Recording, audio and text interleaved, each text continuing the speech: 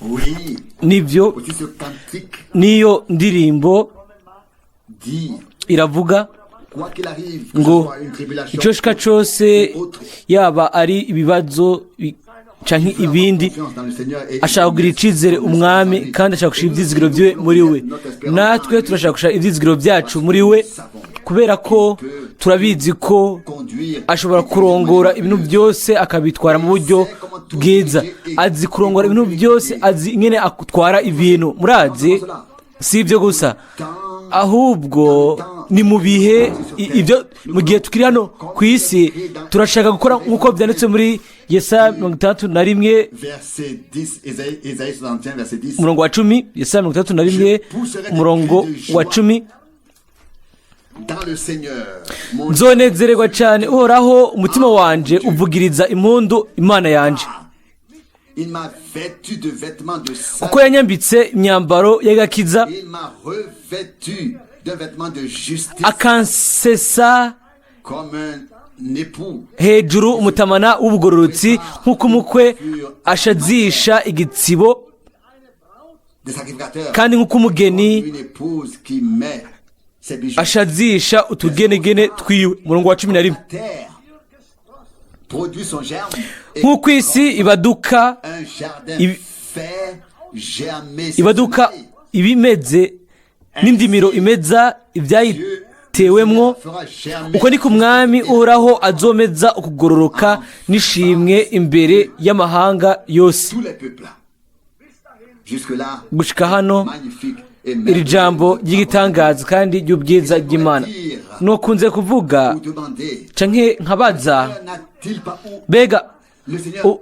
ne fait-il pas ce qu'il nous mbega a dit ici umwami au verset 11? ntatubwira ntakora ibyo tubwiwe hano ku murongo wa 11, mbega ntameza ukugororoka kwiwe mu mahanga. Oh, frères, O bene data na bashiki banje, que Dieu turabona ne ko met pas Imana ntiguma idakwije, idafite ibyo ikwije. Ibyo yasezeranije irabigumya koko kandi irabisohoza. en tant que croyant Nk'abizera turashobora kubyihweza tukabibonamo si précisément mu buryo butumbereye que les paroles ko amajambo de la promesse yose y'isezerano yoba yanditse mu isezerano rya kera cyangwa mu isezerano rishasha leur accomplissent abona ugusoza les jours kwayo elles mu minsi prononcées ou pour lesquelles elles aho iba yaravugiwe. et nous voyons surtout de Kandi na cyane cyane turabona mu minsi yacu hari ikintu tubona gisohoza, ariko nashaka kuvuga yuko ni uyo gusa Imana yahaye amaso amurikiwe niwe ashobora kubibona. frères et sœurs, Bene data na bashiki banje, nous ne voulons pas nous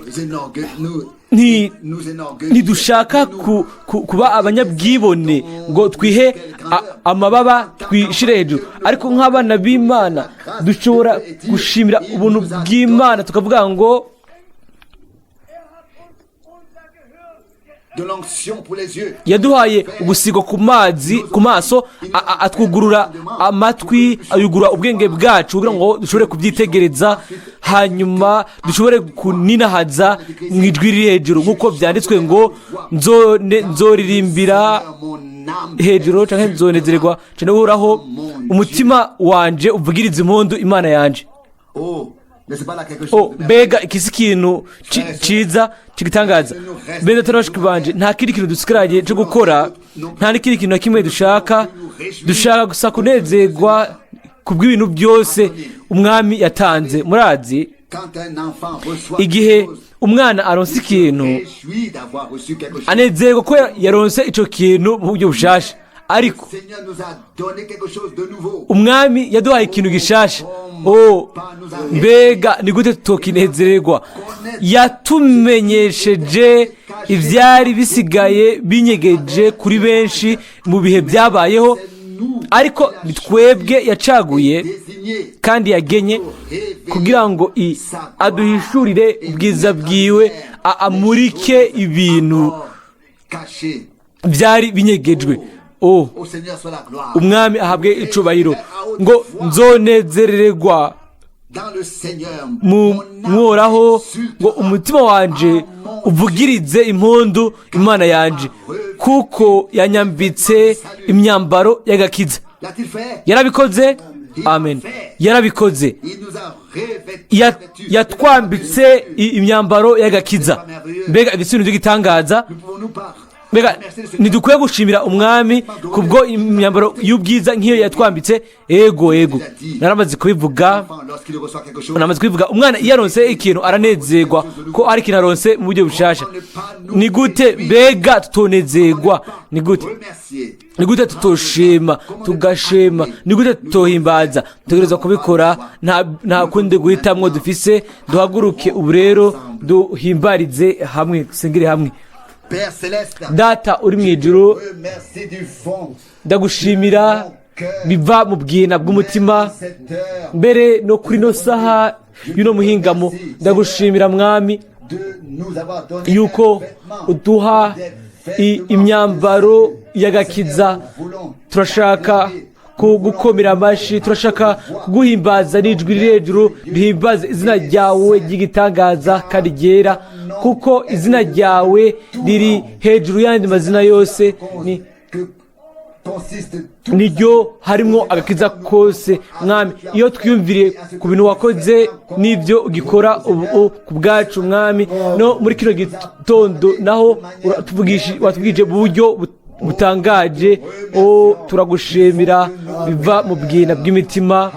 Haleluya mwami, que pouvons-nous te dire mbega twokubwira iki ingo kudutabara be no kwino saha nayo y'umuhingamo.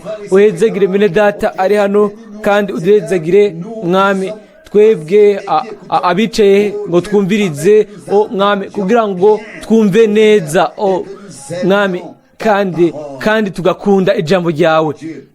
Mana, gloire à ton nom. izina ryawe rihabwe icubahiro, wowe gusa uhabwe icubahiro, amashimwe mu izina rya Yesu, amen. Amen. Nous nous asseyons. Turicara. Je t'en prie, frère Franck. Louange et Mwidata merci, Frank, Seigneur. umwami ahimbazwe kandi ashimwe. Siniteze ko binyaruka nk'uko Ce que c'est murazi uko biri. de travail Umunsi w'ibikorwa ntugoye cyane de tenir une nko prédication. kuvuga ubutumwa. Si on Iyo la lit et qu'on iyo a un manuscrit tout fait, usomye cela ukaba ufise inyandiko zabwo, ibyo birashobora kugenda. Ariko iyo uzi responsabilité devant Dieu, yuko ari inshingano imbere y'Imana, kandi l'on devra ukaba uzi rendre des yuko comptes pour chaque uzotegerezwa kubazwa kuri buri butumwa, kuri buri gikorwa cyose cy'Imana kuri uriya munsi. alors c'est une toute autre histoire. Aho rero biba biteye ukundi kuntu. Rimwe na Les rimwe gens ne comprennent pas abantu la tension dans laquelle se trouvent ceux qui ont ntibatahura uruhagarara ruba ruri des responsabilités devant mu Dieu. bantu bafise inshingano imbere y'Imana. Je ne demande donc pas de la pitié, Rero sindiko ndabasaba ngo mungira kagongwe, ariko savye ko mutahura une chose facile si ikintu coroshe de proclamer la parole du Seigneur kuvuga en ce temps. ijambo ry'Imana muri kino gihe.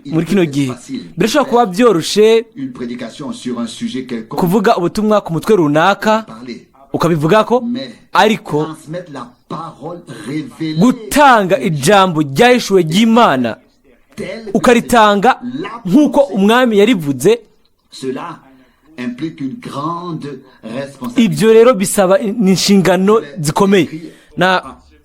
Narabyanditse haheze iminsi mike, narabibwiye n'abandi. Beaucoup de choses Ibintu byinshi ont un commencement et auront, bifise intango kandi bizogira mais iherezo, l'amour de Dieu ariko urukundo rw'Imana ne cesse jamais. ntirwigera ruhera, Il n'a pas de commencement ntirugira intango, ntirunagira n'iherezo.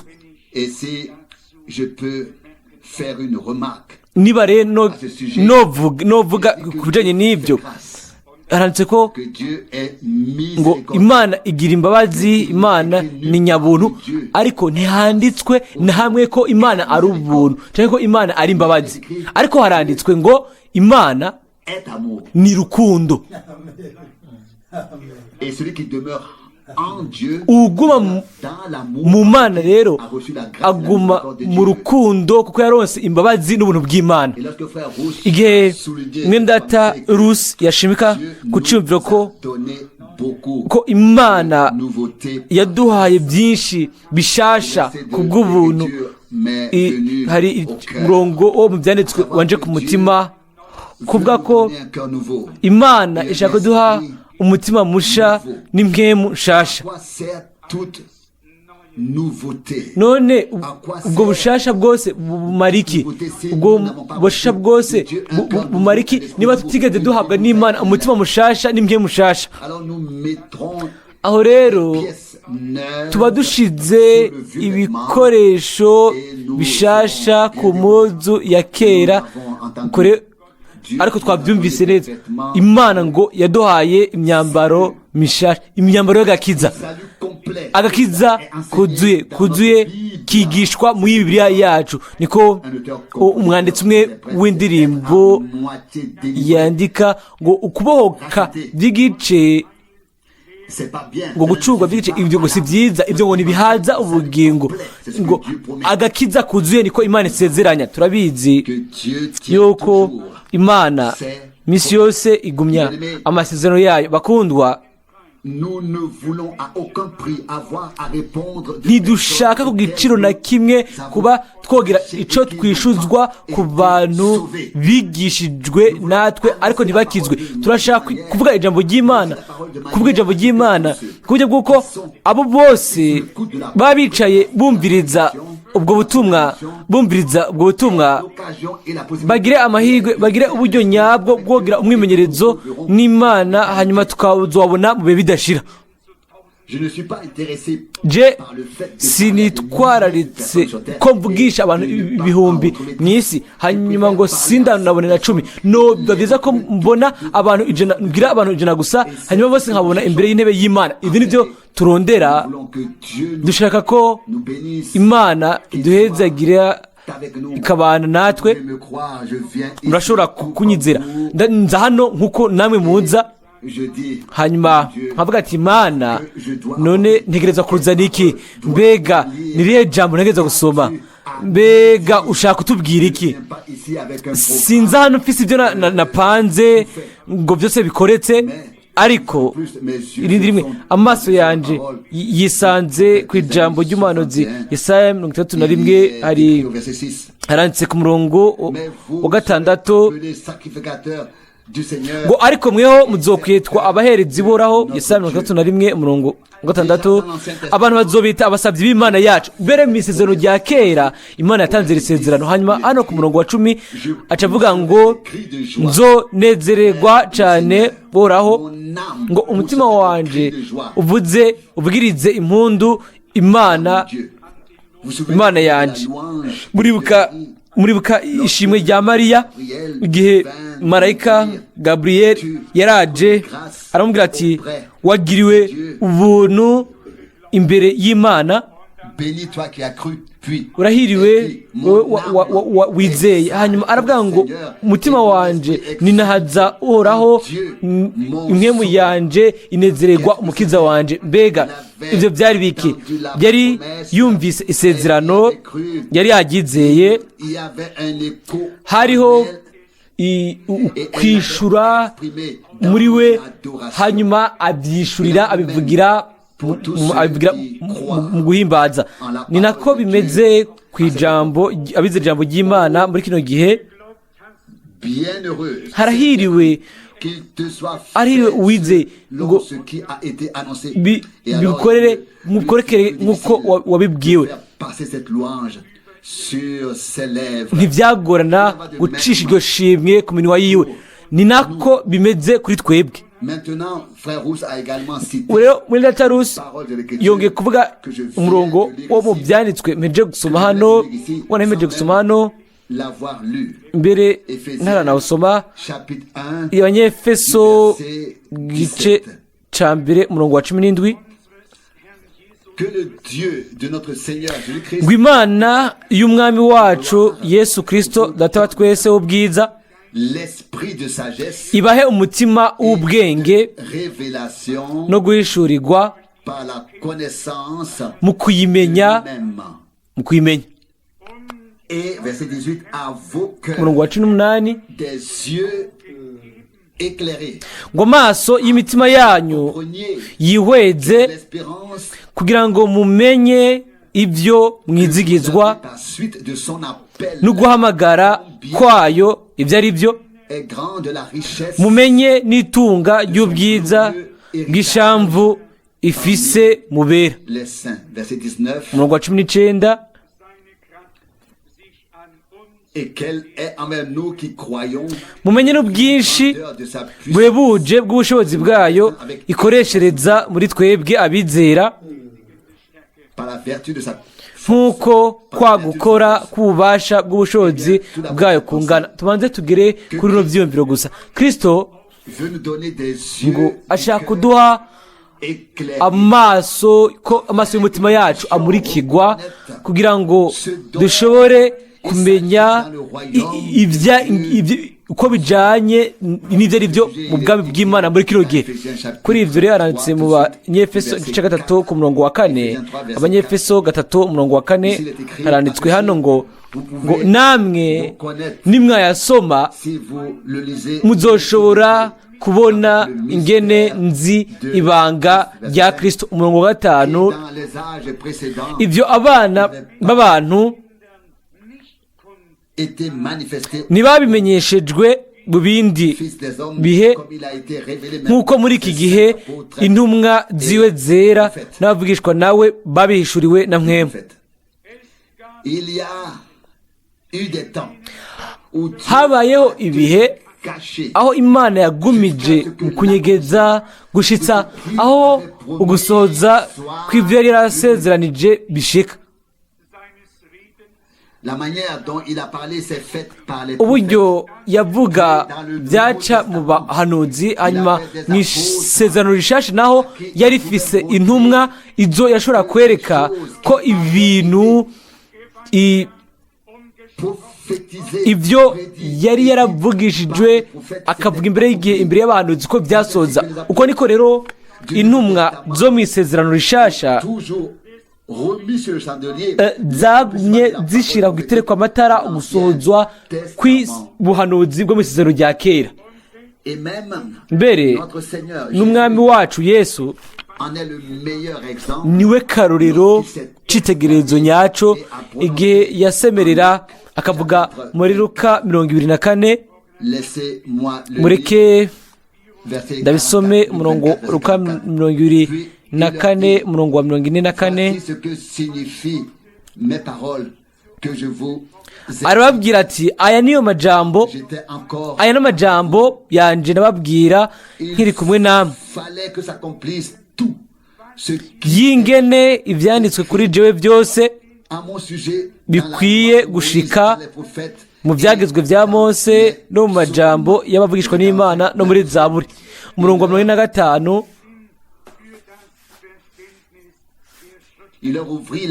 maze abungura ubwenge ngo batahure ibyanditswe. umwami wacu yerekana ko ibintu byose Imana yari yarandikije mu bahanuzi no muri za Zaburi ibyari byanditswe mu bitabo bya Mose. ni kuvuga ngo ibintu byose byari bivugwa mu isezerano rya kera byategerezwa gusohoza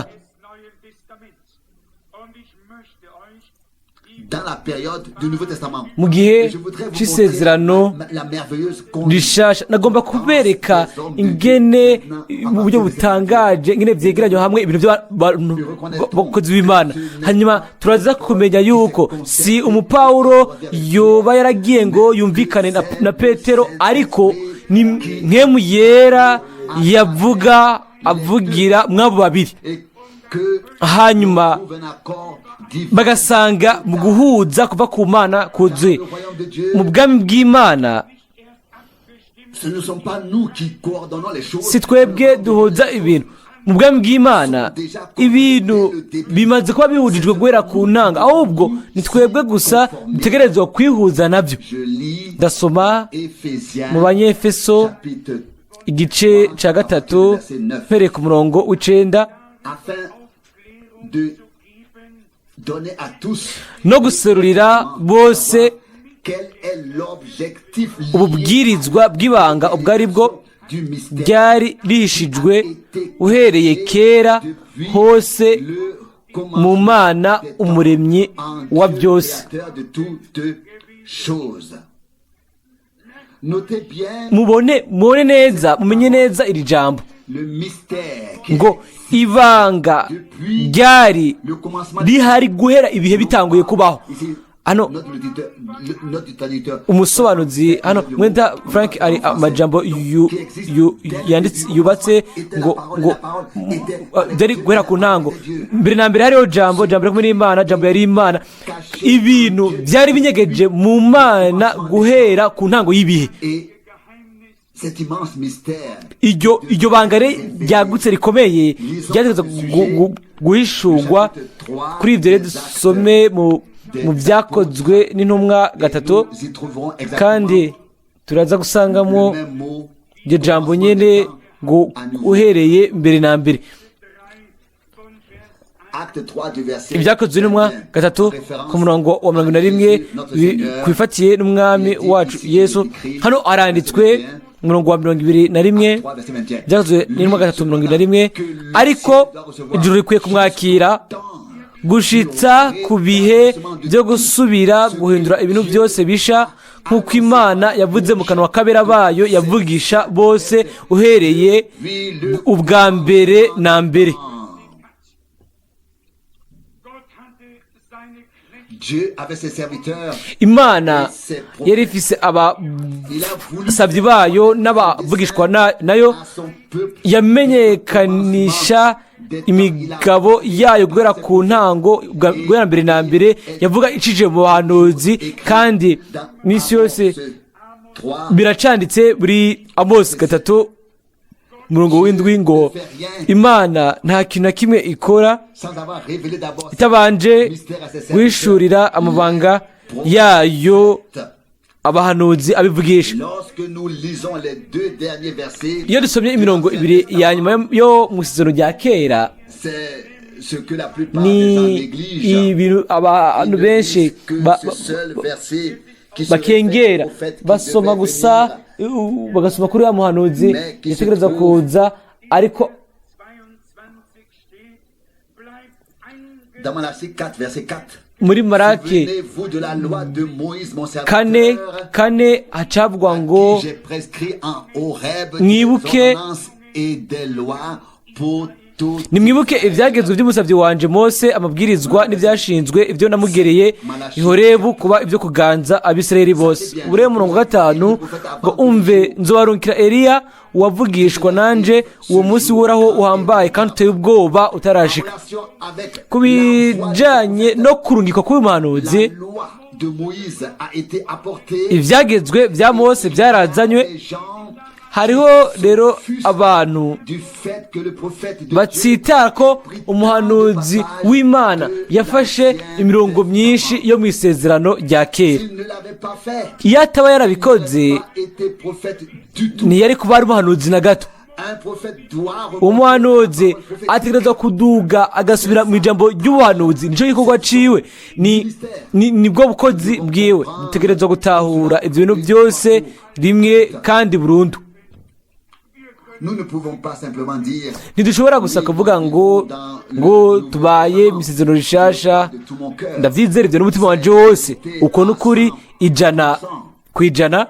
Mais pour Ariko nous dans le Nouveau Testament, kubera ko imbega turi mu isezerano rishasha, ni kubera yuko dufite isezerano rya kera, voyons l'accomplissement kandi tubona ugusoza kw'isezerano rya kera muri rushasha, kandi ayo ni amababa abiri akomeye ayo dushobora kudugira ko, ni kuvuga isezerano rya kera, amasezerano no gusoza kwayo.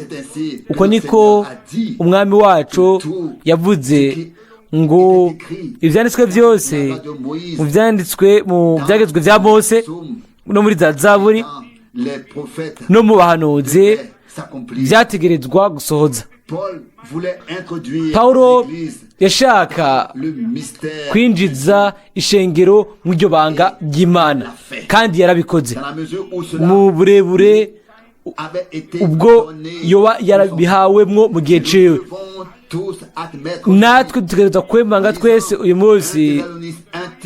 Dusome muri Timoteyo wa mbere 3 no muri Timoteyo wa kabiri 4 hamwe n'indi mirongo yose yo mu byanditswe ko ni Paulo avuga ngo nkemu abyerekana abyeruye ibizoshika, avuga yeruye ibizoshika mu minsi ya nyuma. Ariko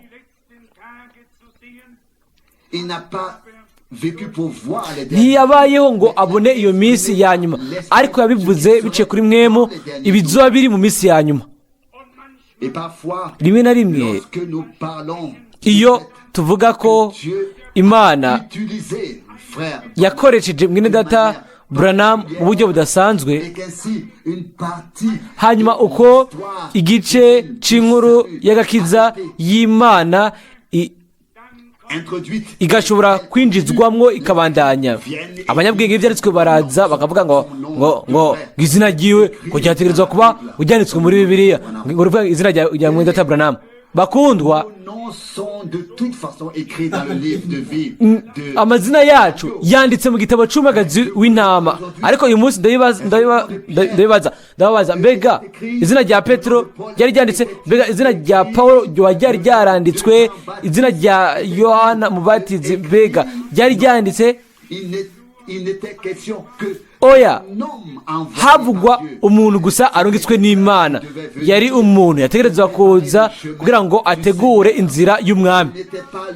Nta zina ryazanywe, nta zina nyamukuru. Ikintu nyamukuru bwari ubukozi yategerezwa gusoza, guhera aho ubukozi bw'Imana bwasoreje izina ryiwe ryaciye ryinjira mu nkuru y'agakiza y'Imana. Kandi ivyo nyene uko nyene niko byagenze no mu gihe cacu, muri bw'iro gihe cacu. Mbere ntiyigeze hanandikwa kera ngo yategerezwa kubatiza. Aho bifatiye kuri Yohana Mubatizi, abantu bari gushaka kuza bakamuraba bakavuga ati umviriza, ni wihe uburenganzira gute? Mbega inyishu yawe niye? Imana yari yamaze gutanga inyishu. Uyo we yarazi igikorwa ciwe, ntiyaje guharira. Yaragiye kuri Yorodani atangura kuvuga ubutumwa. Imana izanayo abantu bategereza kumviriza. Hanyuma umunsi umwe aravuga ngo uyo birakwiye ko akuzwa, nanje nkaja hasi. Yohana 3:30. Hanyuma akavuga ngo ijwi ry'umukwe, umugenzi w'umukwe yumva ijwi ry'umugeni, akavuga ngo umunezero wanje rero ubu uratunganye.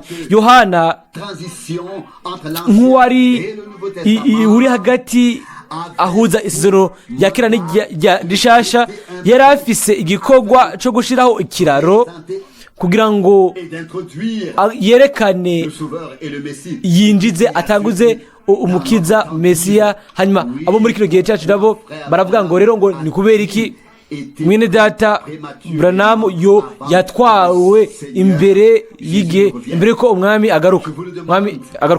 Ndabibabaza nanje, ni kubera iki Yohana yaciwe umutwe imbere y'uko Kristo amena amaraso yiwe ku musaraba i Golgotha? Igikorwa ciwe rimwe kimaze kurangira, yarahawe uburenganzira bwo kwigira. Yaragiye kubera yuko ubukozi bwiwe bwari bumaze kurangira. Rero mu gihe bamwe mu bigishwa biwe ntibashobora kwizera ngo ko Kristo ari we Mesiya, ko Kristo yari Mesiya, yabarungitse kuri we, arababwira ngo genda mumwibarize niba ari we cyangwa atari we. Genda mumwibarize niba ari we atari we. Yohana arizana umutima we wose, yabonye mwemu amanuka kuri Yesu nk'uko yashinze naye imbere y'Imana n'imbere y'abantu. Ariko abigishwa ba Yohana we bo bari bagumye bimatanije kuri we, byari byabagoye gukurikira Kristo. Hanyuma abarungika kuri we, baronka inyishu nziza. Bakundwa, reka ndabibabwire uyu munsi, ntituri abigishwa b'umuyohana b'umupawulo cyangwa bamwe na Aburahamu, turi abigishwa ba Yesu Kristo umwami wacu. abo bantu b'Imana batweretse inzira ituganisha ku Mana, kandi twamenye Kristo, tumenya n'ubushobozi bwo kuzuka kwiwe. turashaka kuba tubibamwo mu buryo bushasha. kira gihe kera hariho abigishwa ba Yohana, hanyuma baza kuba abigishwa ba Yesu Kristo. Mu gihe cacu abantu birabagora guhindura uburyo bwabo bwo kwiyumvira, birabagora kwiyumvira uburyo biyumvira bwo. hariho abigishwa benshi, ariko bake cyane ari aba Yesu. dutahure kandi tuvyemere, tumenye ko tumenye impamvu n'icyo Imana yari itumbereye n'ivyo yakoze ku bw'ubuntu. ntidukurikiye uwatanguje idini, ariko dukurikira umwami yaducunguye, kandi dutondeka mu buryo bwa Bibiliya ubukozi Imana yatanze mu kunezererwa ko Imana ntiyatwibagiye, ariko yashize ijambo ryayo ry'ubuhanuzi ku giterekw'amatara ryaka nk'umuco wakaka cyane ahijimye. bakundwa, iherezo ry'iyinga kuri jewe byabaye mu buryo bwo gukomeza, byabaye mugisha. narakomejwe, nashoboye kuvoma mu ijambo ry'Imana gusumba uko biba gake cyane. ijambo ry'Imana rihagije, rikomeye, ry'inkomezi, ry'ubushobozi, niryo twabwiwe. kandi umuntu atuva ko Imana ituvugisha ategerezwa kugirwa musha mu mutima wiwe, ategerezwa kugira umwimenyerezo n'Imana we bwite iciwe. bakundwa, ijambo ry'umwami ntiribwira intebe izo tuba twicayeko, ariko ribwira imitima yacu, itegerezwa kuryakira. ndiyumvira yuko twabikoze. birashoboka ko ibintu bitegereza bizosoza gihutihuti, kandi dutegereza gufata amahirwe yose tuba dushinzwe imbere kugira ngo twubakwe, tugabishanye bamwe duhagarare hamwe nk'umuntu umwe, nk'umutima umwe, duhuje n'ubugingo bumwe. tuzobona ko nitwaguma turi mu bumwe aho tuba turi, akagozi kamwe ku kandi, turashobora guhangana n'umwansi. turashobora abantu ndizera ko Mwenata Rose yavuzemo iryo jambo aheza akanya, ariko hari abantu babona ibintu mu buryo butandukanye, ariko igihe bijyanye no kurwana n'umwansi bagahuza. ibyanditswe biravuga mu Bigalatiya, ko mu Bifilipi, ngo niba umwe muri mwebwe abona ibintu ukundi kuntu, afite ikindi cyumviro, nareke abihishirwe n'Imana. Abifilipi 3:15. nta muntu n'umwe akeneye guta umwanya kuri ibyo canke ngo guharira, ariko tukakujana imbere n'umwami wacu, kandi dutegerezwa kuguma turi hamwe mwa bino bihe vya nyuma, niba dushaka kuguma turiho. uburyo buhari bwo kuguma turiho ni kuguma turi hamwe n'Imana, hanyuma tukagenda hamwe turi munsi y'umutwe umwe, tukaja imbere. kandi ubona umwami wacu Yesu Kristo, hanyuma umwe wese mu gice ciwe agashobora kwemanga igikorwa ico Imana yamuhaye. umwe ntakwiye kugendera honyanga uwundi nawe ntakwiye no gukora igikorwa c'uwundi. ariko nubwo biri uko, hariho ibibanza bihagije kugira ngo twese dukorere hamwe mu bwami bw'Imana, hanyuma tugakora gushikaho umwami azozira. ariko reka tureke tubwirwe ikintu. que Dieu envoie, uwo imana il irungitse apportera la parole de Dieu. azozana ijambo ry'imana, Il prononcera les paroles de Dieu. azovuga amajambo y'imana. Yohana 3:34. kandi abantu bose b'imana bumva ijambo ry'imana. C'est ce dont nous avons besoin en ce ibyo moment. nibyo dukeneye muri kino gihe. Ibisigaye byo gukorwa imana izobisohoza mu gihe cyabyo. Les interprétations de notre Ibi- part ibisobanuro biva kuri twebwe de l'accomplissement divin ntibitwegereza ugusohoza kw'ibintu by'imana, ahubwo ngirushane mettre des bâtons dans les roues. bishobora gushyira ibiti bikazibira amapine yacu. En toute connaissance de cause, Imana izosohoza uko ibintu byabo biri. Ukwizera kwacu kwimbitse gushimitse burundu nko ku gitandara. Nta kintu na kimwe cyangwa nta muntu n'umwe ashobora kudutandukanya n'urukundo rw'Imana en Jésus-Christ, ruri muri Yesu Kristo umwami wacu. Ibintu byaba biri hejuru biri hasi, ou à venir, l'amour de muri Dieu kazoza est profondément ancré dans notre cœur. urukundo rw'Imana rwimbitse bikomeye mu mutima wacu, kandi iby'Imana yakoze tubitwaye nk'ubutunzi bw'agaciro gakomeye ibyo twahawe turi hano. Isengesho ryanje n'icyifuzo cyanje ni ibi: Tous ceux qui entendent ko la parole, abo bose bumva ijambo ryahishuwe muri kino gihe, tant comprennent kino gihe batahure ko vient ainsi à leur rencontre. Imana iza guhura nabo nk'uko ijoro rizoba ryuzuye. Nimuhagarike imitima, nta ntebe n'imwe izoba igaragara, C'est vous ariko qui avez été ni invités. mwebwe mwatumiwe, ni mwebwe mutegerezwa koza, ni mwebwe Imana Maintenant, ibwira ubu. et la question Ikibazo rero ni allons-nous lui mbega turaza kuyishura iki? d'autres essaient de devenir d'aller au ciel de leur propre Bamwe manière. bashaka kuja mu ijuru mu buryo bwabo bishakiye ngo binjire mu bwiza mu buryo bwabo. Dushobora gusa kubikora mu buryo Imana bidusezeranijemwo mu ijambo ryayo, Nous y sommes prêts, kandi turabyiteguriye il n'y a pas kuko d'autre chemin. nta yindi nzira ishoboka. Hari inzira imwe gusa, hari ukuri kumwe gusa, hari ubugingo bumwe gusa.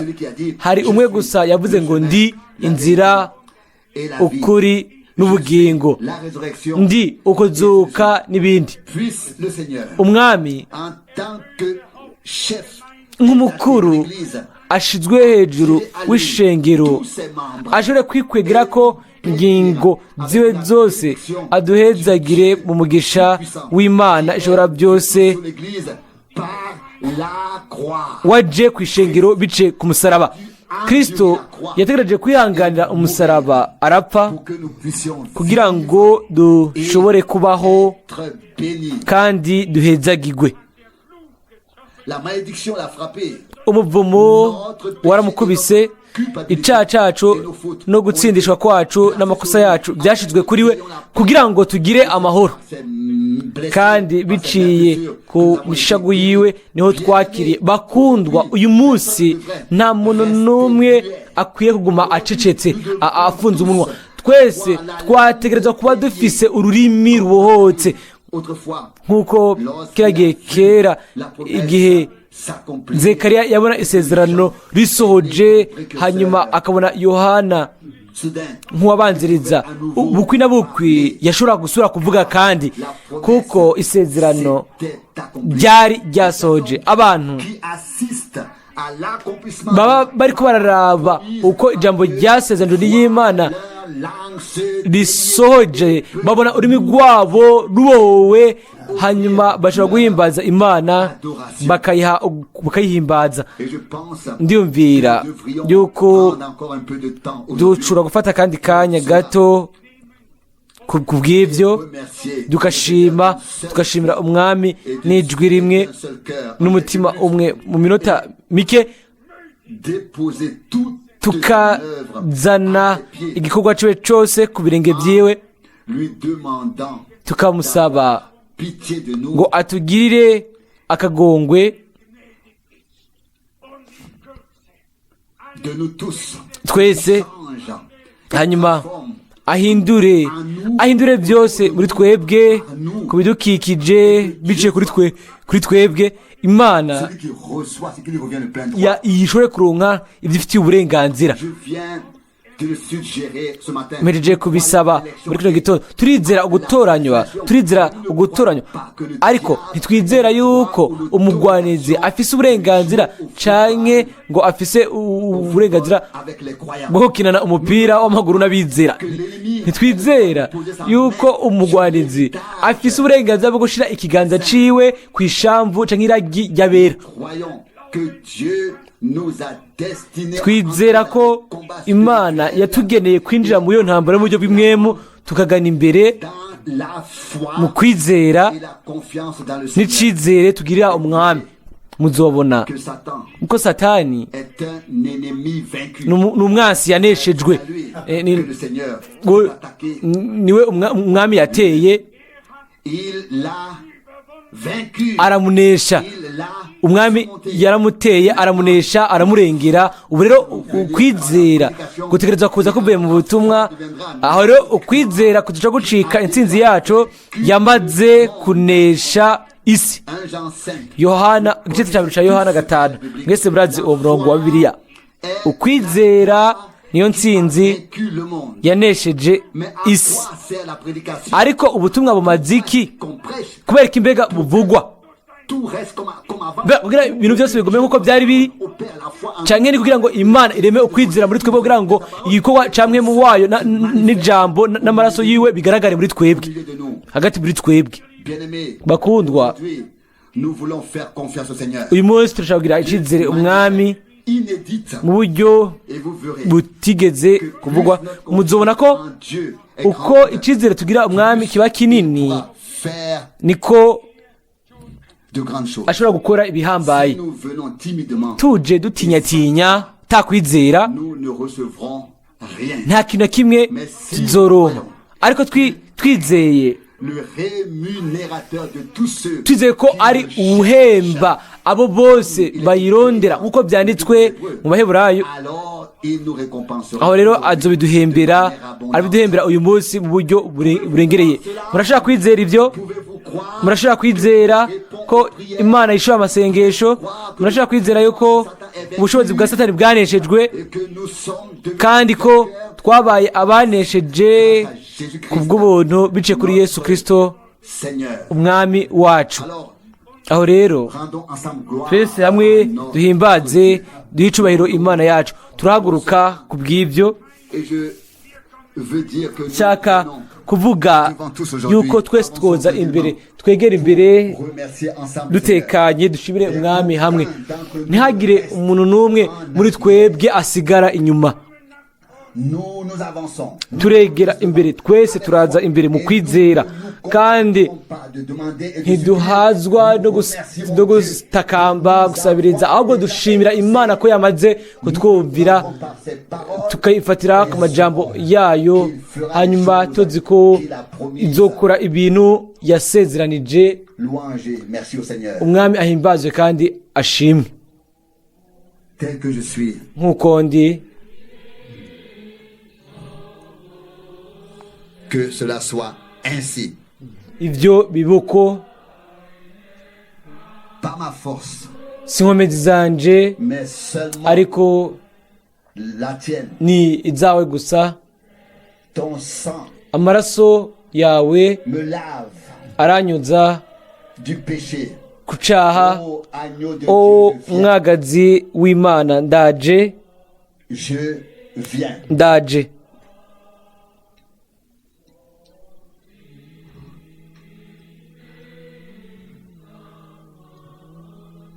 Comme je suis, il doit en être ainsi. nk'uko ndi niko bitegerezwa kuba, Non pas de ma force, mais de toi seul. atari inkomezi zanje ariko izawe Ton gusa. sang me lave amaraso yawe du péché. anyuza ku cyaha. Ô agneau de Dieu, o mwagazi w'Imana, je viens. ndaje, Je viens. ndaje. Prions maintenant. ure turasenga.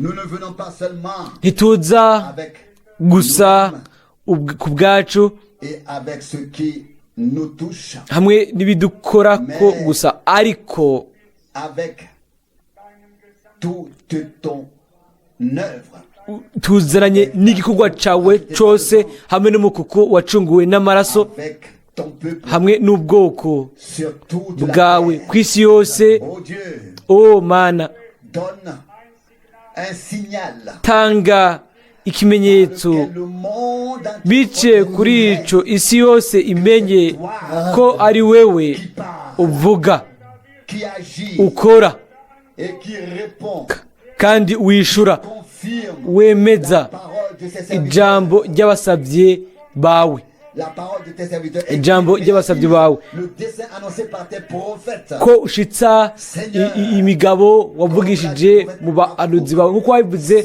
muri Habakuki ngo ibyo weretswe n'ibyateba Attendez-la. ubirindire kuko bizosoza nta nkeka. Haleluya.